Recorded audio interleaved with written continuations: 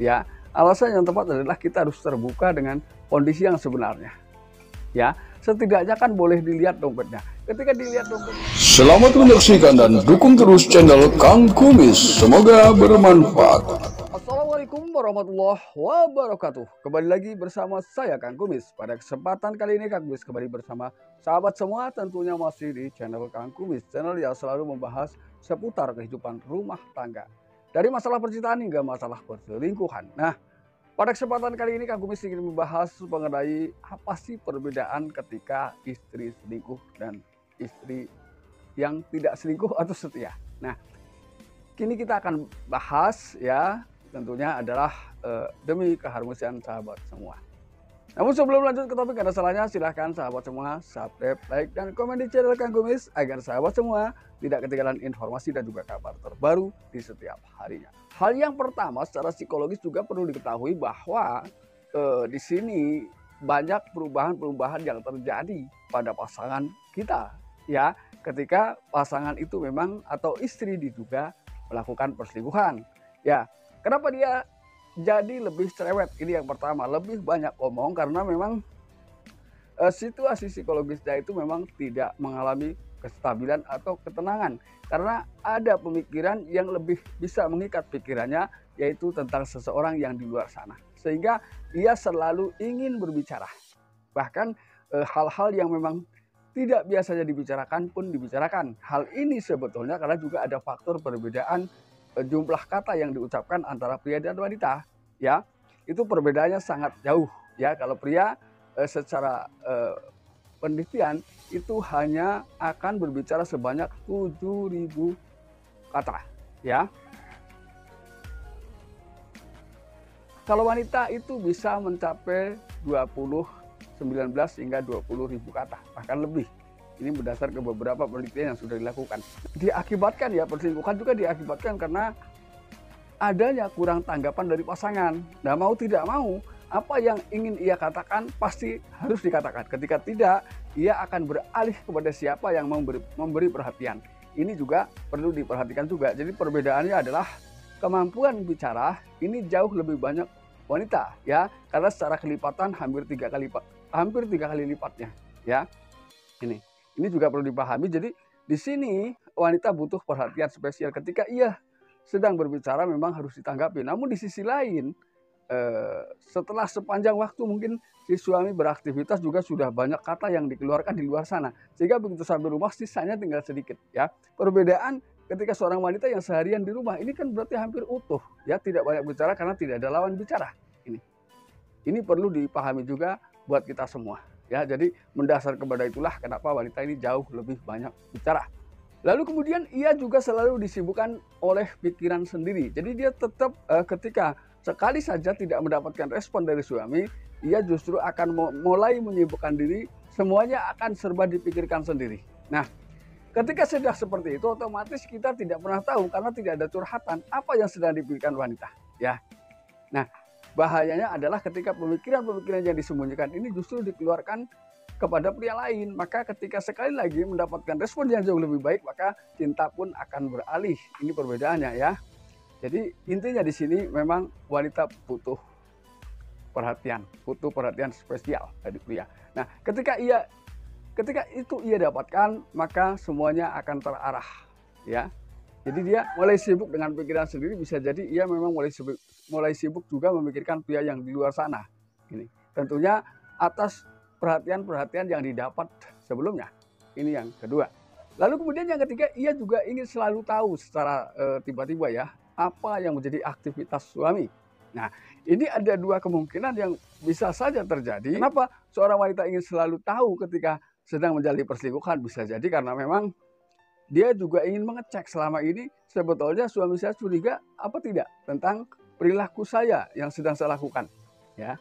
Kemudian bisa juga perasaan ingin tahu itu hanya untuk mengatur jadwal pertemuan dengan pria yang ada di luar sana.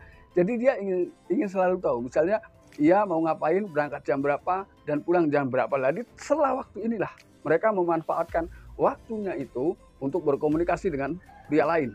Ini ada juga yang seperti itu. Jadi dua-duanya serba mungkin, ya. Lalu yang keempat adalah terjadinya perubahan pola pergaulan.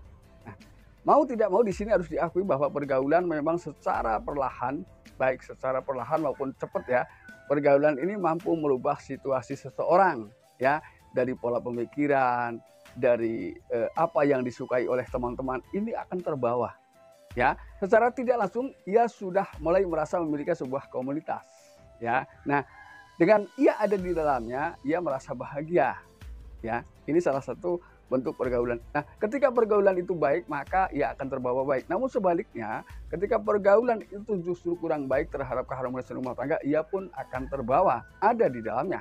Lalu kemudian yang kelima adalah hal yang terpenting yang harus kita perhatikan, yaitu ketika mungkin si suami selalu atau sering ditinggal pergi, atau istri ternyata mulai banyak beraktivitas di luar, tentunya ada pertanyaan-pertanyaan yang hadir dari sanubari sang suami ya. Namun tentang kecurigaan suami kenapa bertanya, ini tidak mampu dijawab dengan dengan enteng. Ia selalu memberikan jawaban yang berbelit-belit. Nah, ini adalah gambaran dia berusaha meyakinkan sambil menutupi perbuatannya bahwa di luar sebetulnya dia baik-baik saja. Nah, di sini bisa secara psikologis bisa dilihat ya, dari tatapan mata, dari rasa takut yang dia perlihatkan, semuanya akan tampak berbeda dari biasanya. Jadi ketika ada orang yang sedang berbohong dengan orang jujur itu sangat mudah diperhatikan ya. Ada raut rasa ketakutan terutama di dalam mata ya, area mata ini ia selalu tidak mau memandang orang tersebut secara lama-lama ya. Dia takut ya, karena sebetulnya dia juga rasa takut ini ketika memandang lebih lama itu akan jauh lebih kuat. Takut ketika apa yang sebetulnya ia sembunyikan ini terbongkar. Ini ya. Lalu yang keenam ini betul-betul ada sesuatu yang disembunyikan ya. Yang keenam misalnya disembunyikan tentang aktivitas terbarunya ya. Yang disembunyikan adalah tentang aktivitas terbarunya di media sosial atau di ponselnya.